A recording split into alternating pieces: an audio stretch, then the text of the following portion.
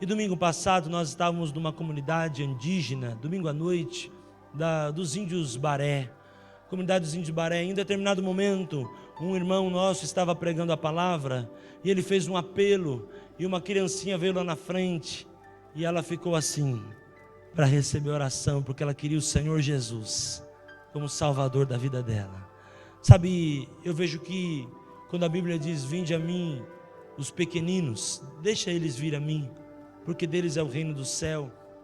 Muitas vezes a igreja menospreza as crianças, muitas vezes a igreja, ou muitas vezes o próprio pai não dá valor ao seu filho, e até exclui o seu filho de um plano, mas você não sabe o que você está perdendo. Muitas vezes Deus quer usar o teu filho, e eu digo mais, muitas promessas que Deus faz para mim, não vão se cumprir na minha vida, vão se cumprir na vida do meu filho, talvez na vida do meu neto, e assim também na tua vida. E naquele momento, quando aquela criança veio assim, é que nós fomos orar por aqueles adultos que estavam ali, numa fila, recebendo a Jesus, e a criancinha estava logo ali, e a criancinha estava assim, e veio até um amiguinho querer fazer cosquinha nele, pensando que ele estava brincando, mas ele ficou bravo com o amiguinho, porque ele estava levando a sério o apelo que ele estava recebendo, e ele recebeu o Senhor Jesus como Senhor e Salvador da vida dele. Isso é para mostrar que quando o Senhor tem uma obra, a gente pode não entender ou não acreditar que é naquele tempo, mas Deus tem uma obra.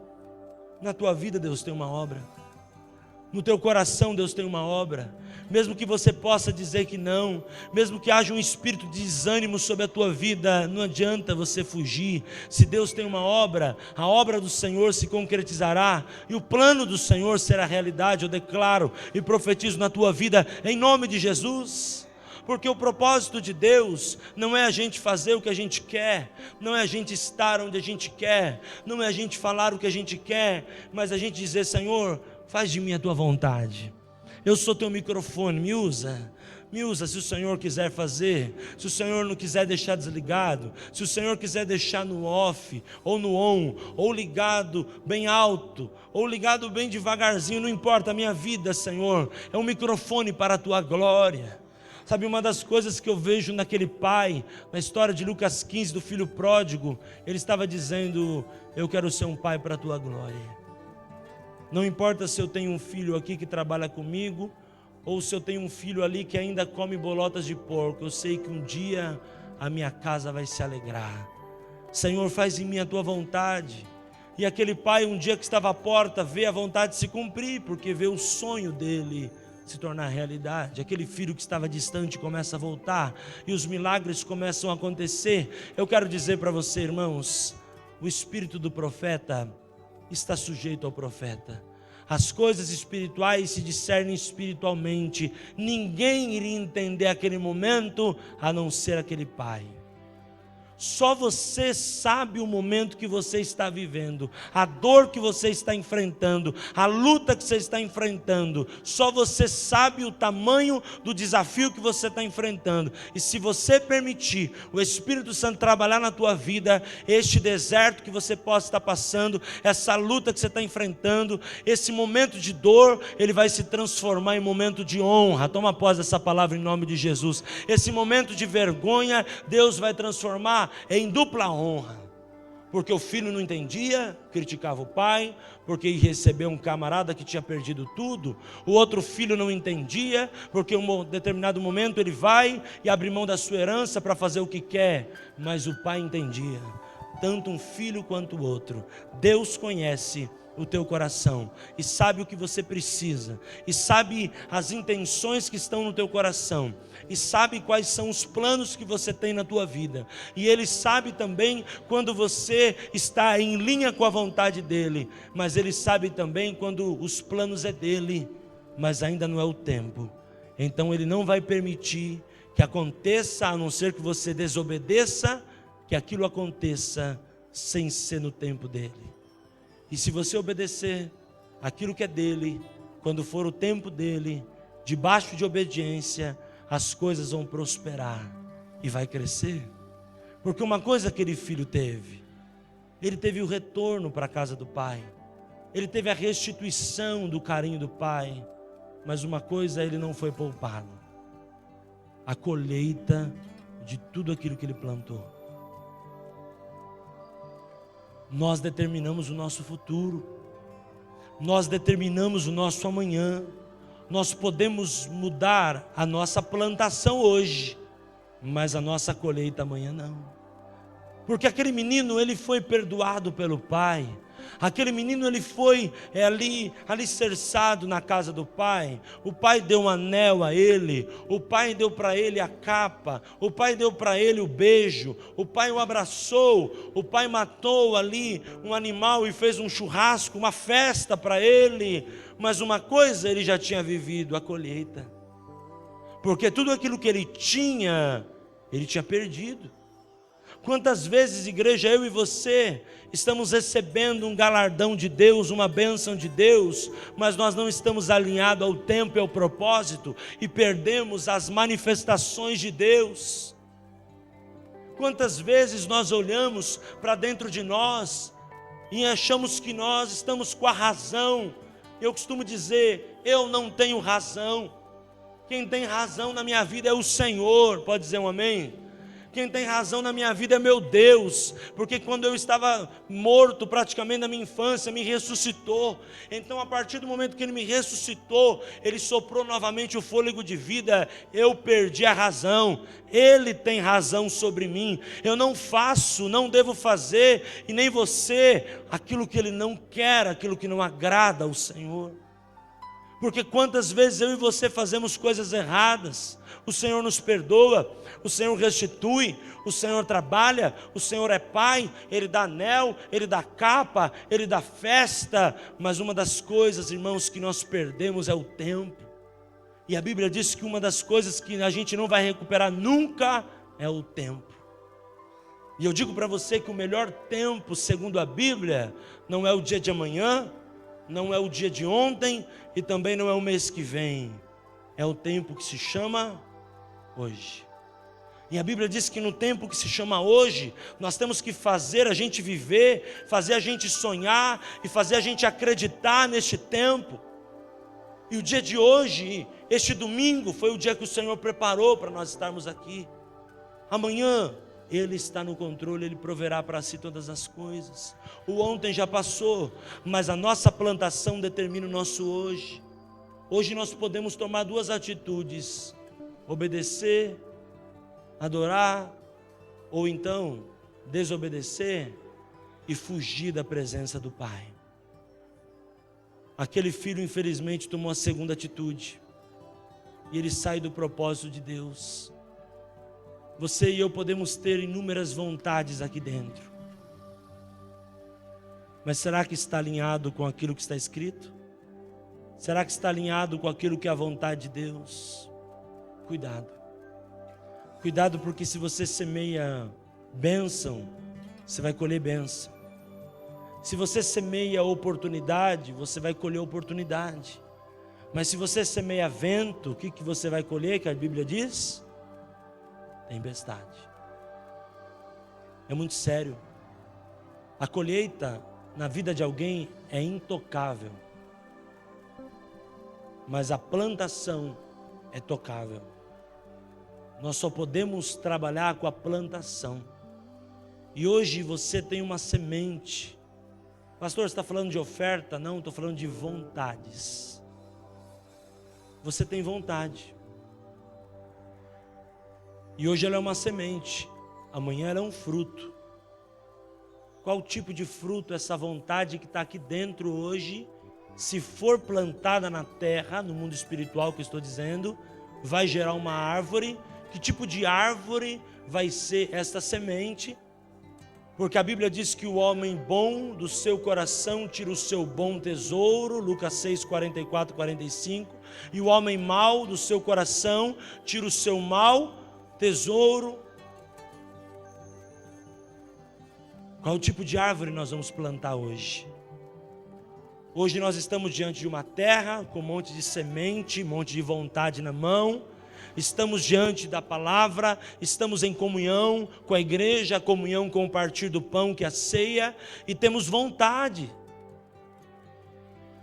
Quantas vontades você tem aí dentro do teu coração, que talvez nem mesmo a tua esposa ou teu marido sabe, mas está aqui dentro como vontade. O que você vai fazer esta noite com esta vontade? Será que a palavra de Deus vai ser suficiente, se você permitir que ela seja suficiente para mudar a tua vontade, e você fazer somente a vontade do Senhor?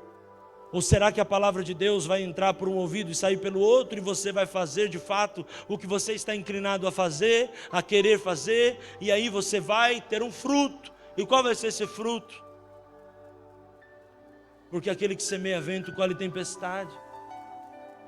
Certa vez eu disse para um pai, quando o filho era muito menino, e o filho estava num momento de conflito, eu disse para ele: por favor, ouça uma coisa que eu quero te dizer. E ele disse: pode dizer. Leva o teu filho para a igreja. Porque hoje você pode levar para a igreja, é melhor você levar hoje do que amanhã ele ter livre-arbítrio e não querer ir. E aquele pai não me ouviu. Hoje ele chora, porque é um adolescente totalmente transtornado, totalmente rendido ao mundo. Há anos atrás, aquele pai tinha uma vontade, mas ele deixou que a vontade dele não fosse feita de acordo com a vontade de Deus, mas segundo a vontade da sua alma. Isso é para nós entendermos, e essa palavra também é para mim, que o tempo que se chama hoje é um tempo onde nós não podemos perder as oportunidades, as bênçãos, as manifestações de Deus sobre a nossa vida. O tempo que se chama hoje é o tempo onde nós temos que abrir a visão e receber o que Ele tem para a nossa vida, e não nos inclinar às coisas da carne, porque a Bíblia diz que as coisas da carne se inclinam para as coisas da carne, mas se inclinar às coisas do Espírito, porque a Bíblia diz que aqueles que se inclinam às coisas do Espírito receberão Espírito e vida. Certa vez um casal disse para nós na igreja, e disse assim: eu quero servir a Deus, mas ainda não tenho o tempo e não estou preparado. Hoje aquele casal está distante, desviado dos caminhos do Senhor, porque o dia deles dizerem eis-me aqui, era aquele dia. Mas quando eles não disseram eis-me aqui aquele dia, o tempo passou, as águas rolou, como diz a expressão, tem muita água para passar debaixo da ponte, né? Muita água passou debaixo da ponte, e eles perderam a oportunidade. E hoje eram para estar sendo usados por Deus poderosamente, sendo canais de bênção, mas eles foram deixando, abandonando e se perdendo. Eu vejo que a minha vida e a tua vida é uma vida como se tivesse vários armários ao nosso redor, cheio de gavetas. E nós temos possibilidades de olhar para um lado e ver gavetas espirituais, e outro lado, gavetas de coisas da alma. E nós temos a oportunidade de estar do lado das gavetas espirituais, mas muitas vezes nos inclinamos para as gavetas das coisas da alma. E eu digo que muitas vezes nós desengavetamos projetos da alma, e engavetamos um projeto espiritual, engavetamos um ministério, engavetamos uma unção, porque nós estamos tirando da gaveta as nossas próprias vontades. E o que acaba acontecendo? Aquele armário que está cheio de gavetas, as portas das gavetas estão todas abertas, e aquele outro armário que as gavetas deveriam estar abertas, e Deus fazendo o que Ele quer, as gavetas estão fechadas e muitas vezes trancadas. Quantos sonhos eu e você, ou aquele moço que eu li agora, citei em Lucas 15, tinha, mas o que ele fez? Trancou e fez o sonho que ele queria. O problema nosso, irmãos, é que a gente faz o que a gente quer, não o que Deus quer. O problema nosso está em a gente estar sendo dominado por uma vontade, não de Deus, mas uma vontade do coração. E aí nós acabamos entrando neste mundo de gavetas, e muitas vezes começamos a engavetar sonhos, engavetar projetos, engavetar promessas, e aí nós fazemos o que queremos, e muitas vezes entramos numa depressão. Tinha uma moça adolescente que vivia comigo na igreja, e todo acampamento que nós íamos, ela recebia promessas de Deus, e eu achava até estranho que a gente conversava muito entre os jovens. Eu até falava assim: poxa, eu tenho um pouco de ciúmes dela, né? Deus só fala com ela, só ela tem promessa de Deus, eu não tenho. Toda vez que ela ia no acampamento, um profeta descia, falava que ela ia ser usada, que isso ia acontecer, e eu falava: e a minha vida? Que hora que Deus vai me usar? Está falando só dela, parece que Deus só fala com ela, não está nem aí para mim. Mas irmãos, uma má notícia eu tenho para te dar. Infelizmente aquela moça tinha promessa e tem promessa, mas engavetou todas, matou tudo que Deus tinha para a vida dela. E o mundo ganhou a alma dela. E hoje ela sofre por problemas de droga. Hoje ela tem um lar destruído. Hoje o casamento dela nem se pode chamar de casamento aquilo. Porque na hora de optar por viver o armário das coisas espirituais e o armário da alma, ela optou por viver a coisa da alma. E eu conheci aquela menina como adolescente, cresceu conosco na igreja. Aquela moça tinha chamado pastoral e promessa para ser pastora. E hoje, quando eu fico recebendo através de Facebook ou notícias de alguém a respeito da vida dela, entristece o meu coração, por saber de uma pessoa que tinha muitas promessas, muitas bênçãos para acontecer e enterrou. Mas trazendo para a nossa história, o que eu e você, que estamos aqui esta noite, vamos fazer com as sementes que estamos na mão, com as promessas que temos recebido, com os sonhos que Deus está nos dando. Será que nós vamos enterrar como essa moça, engavetar, ou nós vamos viver os planos e a vontade de Deus? Já estou terminando, último exemplo. Certa vez tínhamos um pastor na igreja, e Deus tinha mostrado para um grupo de pastores que aquele pastor teria que começar um ministério. E aquele pastor foi chamado, e os pastores falaram: olha, nós sabemos que você tem um chamado, querido, e você tem que começar o teu ministério, desenvolver um trabalho, ganhar almas para Cristo. E ele disse naquela reunião: não, meu chamado não é ser pastor, não. Eu sou pastor, eu quero ficar aqui, eu não quero começar uma igreja, eu não quero pastorear uma igreja à frente, eu quero ajudar. Mas naquele momento os pastores entenderam que ele não estava sendo sincero. Os pastores então da igreja oraram, pediram a Deus, buscaram confirmação, pedindo para o Senhor poupar, se houvesse algo errado naquele coração, se houvesse algum engano, e seguiram a vida. Mas todos os pastores da igreja naquela altura entendiam que era o tempo dele, que era a hora dele começar um trabalho. Tinha uma unção sobre a vida dele, sobre as filhas, sobre o filho, também sobre a esposa. Nada mais oportuno que aquele momento. Mas aquele homem disse não.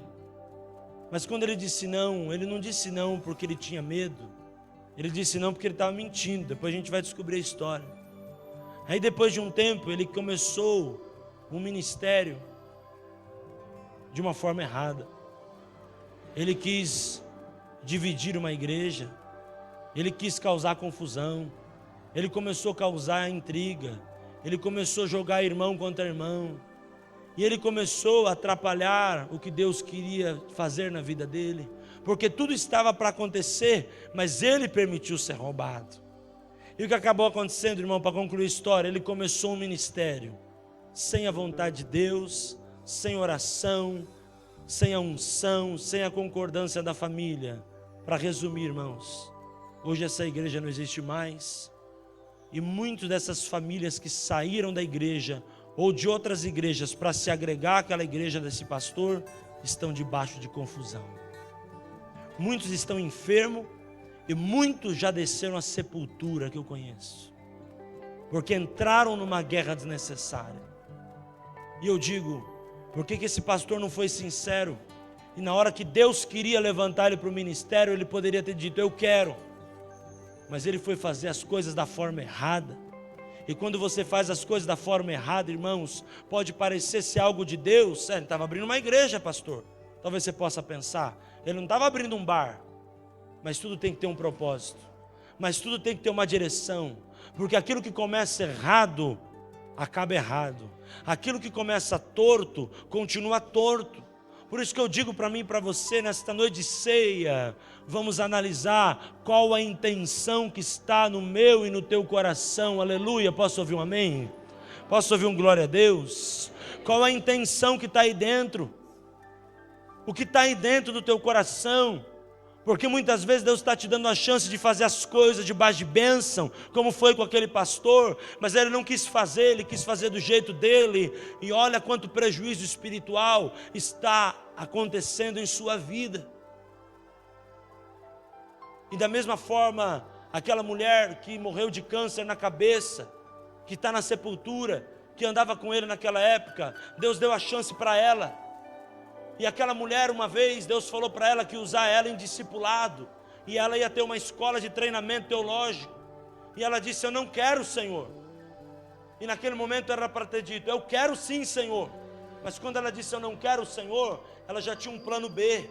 Ela já estava enganada, ela já estava se corrompendo com as coisas da alma, até que um dia ela entra no engano, ela começa a se levantar contra pessoas, ela começa a entrar na malignidade, o casamento dela começa a gerar confusão, e gera confusão de tal forma que vira caso de polícia. A polícia teve que ir na casa dela, num domingo à noite, assim, umas 9 horas da noite, há uma briga na casa dela tão grande que a polícia chega lá e aponta a arma, e quer separar o casal, e o neto dela estava lá, teve que levar para o conselho tutelar, e teve um grande problema, e aquela mulher, depois de 10 anos, fica doente, com câncer na cabeça e morre.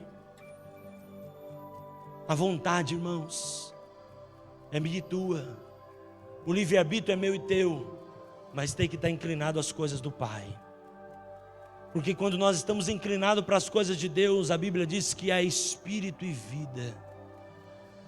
A Bíblia diz que quando Jesus estava com os discípulos, ele disse para os discípulos assim: aquele que de mim se alimenta, por mim viverá. Nesta noite, eu encerro essa palavra dizendo: permita com que o Espírito Santo sonde o teu coração agora.